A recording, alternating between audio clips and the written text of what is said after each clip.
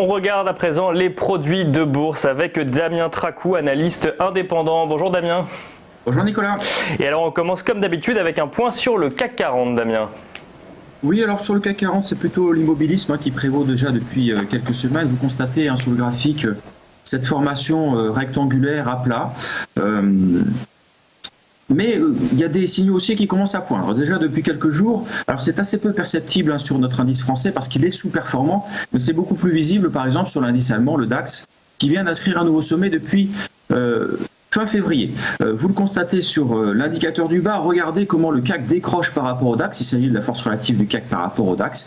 Eh bien, est-ce que l'indice français va être relégué en seconde division des indices européens à l'image des indices de l'Europe du Sud, de l'IBEX et du MIB? Eh bien, ça c'est un grand questionnement qu'il faudra suivre dans les semaines à venir. Mais pour l'instant, c'est encore un petit peu trop tôt pour répondre à cette question.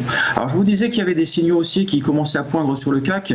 Eh bien, effectivement, on a des facteurs de soutien évidents qui vont bénéficier au CAC 40 dans les jours à venir. Le premier facteur de soutien, c'est que le déconfinement se passe bien et donc ça crée une vague d'appétit pour le risque.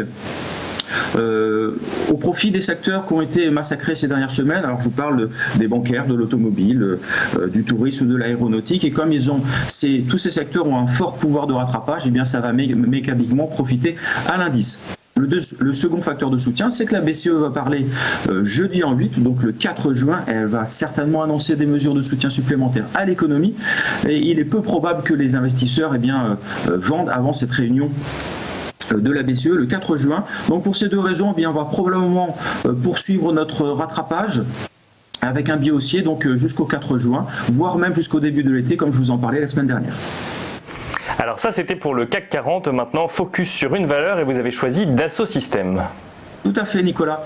Il y a encore des valeurs qui tirent leur épingle du jeu dans ce marché incertain. Je vous ai sélectionné Dassault Systèmes. Vous constatez que la crise sanitaire n'a pas eu d'impact sur la configuration graphique de long terme, qui reste bien orientée à l'intérieur d'un canal dont la borne basse est soutenue par la moyenne mobile à 150 semaines, avec un cycle de force relative, c'est la courbe du bas, par rapport au CAC qui est toujours très positive.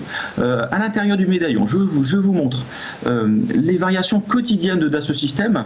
Vous constatez qu'on vient de déborder une résistance à 143,4 qui coiffait le titre déjà depuis plusieurs semaines. Nous sommes donc bien placés pour bénéficier d'une accélération haussière en direction des plus hauts historique à 164,15 dans les jours et semaines à venir. Et alors du coup, quels sont vos scénarios, Damien, de produits de bourse Unicredit ? Alors, pour participer à cette hausse, eh bien, je vous propose le call 9327T, c'est son mnémonique, avec une échéance au 15 décembre 2020 pour un prix d'exercice à 164 €. Si c'est la baisse qui l'emporte, eh bien, je vous propose le put H518T avec une échéance au 15 septembre 2020 pour un prix d'exercice à 130 €. Merci beaucoup Damien Tracou. Damien, je rappelle que vous êtes analyste indépendant.